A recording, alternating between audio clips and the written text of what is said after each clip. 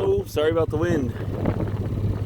I thought I've done a couple of videos that I just never ended up publishing because they were kind of just dumb.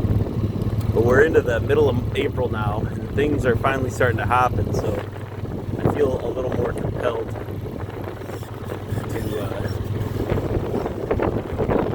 to just give an update. I'll see if I can get a little close, but you can see all the ewes are bagging up. We're getting bags, and I think we're gonna probably start seeing lambs in the next week or so. See that ram? He's got a bad limp. Gonna keep an eye on him. Nothing looks too swollen, so we're just gonna see what he does. So this is what we're starting the sheep expansion with, is my core flock. I did a crazy culling last fall, for those of you that recall. And we're down to about 50 ewes, thereabouts.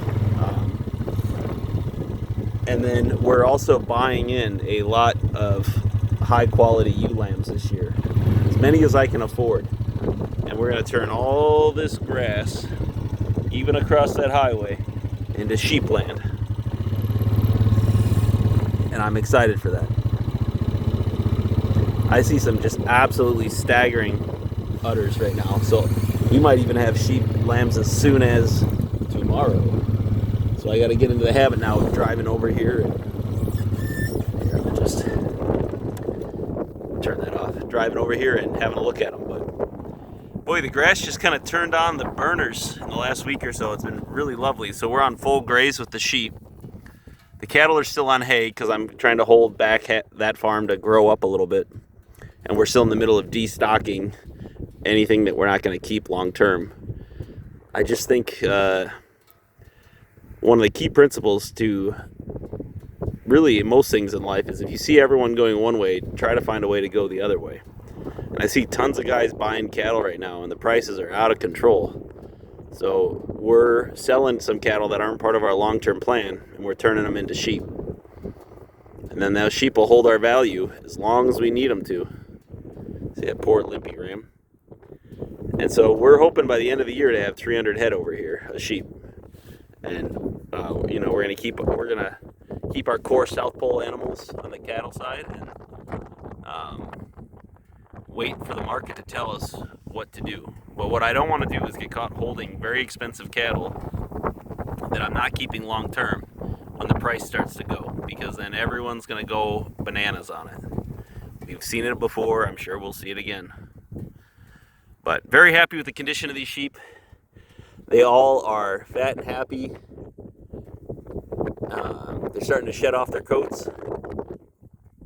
And by the look of their bags, we might have lambs as early as next week. So a little quick update. We're down. We've sold all of our cattle now, or we will by this week. Have sold everything that is in a South Pole.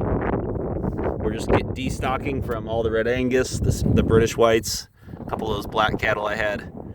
And we're just gonna use this moment to, cull our cattle herd aggressively and that'll allow us to shape it into what we want it to be over the long term.